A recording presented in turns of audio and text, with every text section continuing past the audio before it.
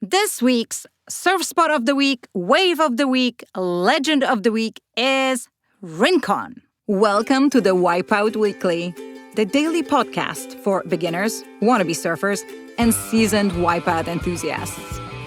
No hype, no filler, just the highs, lows, and honest truth about learning to surf and finding your place in surf culture. I'm your host, Suze Wilson. Let's go out. Did you know Malibu had a sister?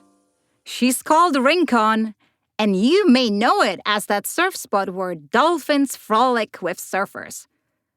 But despite having 3 points, just as Malibu, these spots have a different surfing vibe. Malibu is warm and sun-washed.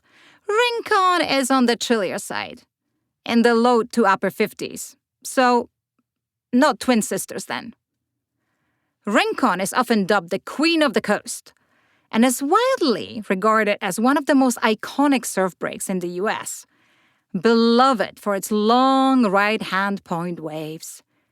You can find it in Southern California, specifically Rincon Point inhabits the borderline between Santa Barbara and Ventura County. And you get 3 for the price of 1, because Rincon enjoys a 3-section setup that offers distinct surf zones. First, you have Indicator. It's the outermost section, exposed and often the biggest when swell is strong. It's a bigger, thicker wave that often runs for 75 yards before hitting a section in front of the Rincon Rivermouth. Said Rivermouth, or second point, is the middle section, often more accessible but still powerful, and it breaks for about 50 yards. Finally, the Cove, the innermost section and most famous for long peeling rights that run down the point for up to 300 yards. Matt Warshaw calls it so perfectly tapered as to be nearly hypnotic in the Encyclopedia of Surfing. When conditions align, that means right swell direction, period, tide, wind, all 3 sections can link into one long ride.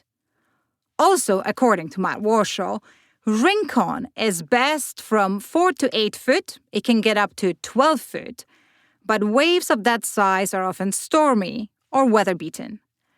500-yard-long 90-second rides from the Indicator through to the Cove are rare, but possible on bigger swells. If you want to try it, now's the time, because Rincon season starts in late fall and runs through early spring. For the best waves, you will need west to northwest, best when swells wraps around the point correctly, and low to mid-tide is often preferred, not to mention offshore wind. Don't we all like a bit of offshore wind? Rincon is iconic, so obviously it gets not so busy when it works. But if you know what you're doing, it's worth the stress. The first person to surf Rincon is universally recognized as Santa Barbara lifeguard Gates Foss in either 1938 or 1939, according to the Encyclopedia of Surfing. He called the break 3 Mile, as it was located 3 miles below the town of Carpintera. In the late 40s, the Malibu surfers descended onto Rincon, including Bob Simmons, Joe Quigg, and Matt Kivlin. This is a super fun fact. Apparently, Joe Quigg designed what many people regard as the first specialized big wave surfboard in 1948, after waking from a dream in which he had connected a wave from Rivermouth into the Cove.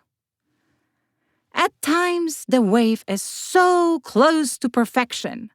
Surf journalist Bill Cleary wrote of Rincon Del Mar, Little Corner of the Sea, in 1966, that maneuvering, nose rides, turning, and cutbacks seems inappropriate, an insult to the dignity of the wave.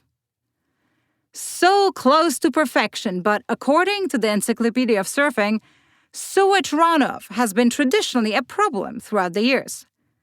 The Rincon surf was declared off-limits 84 times by county officials between 1996 and 1998 due to high fecal bacteria counts.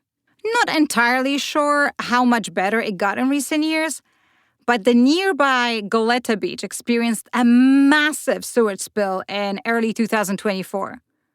What's worse, they forgot to tell everyone and closed the beaches for about 6 days afterwards.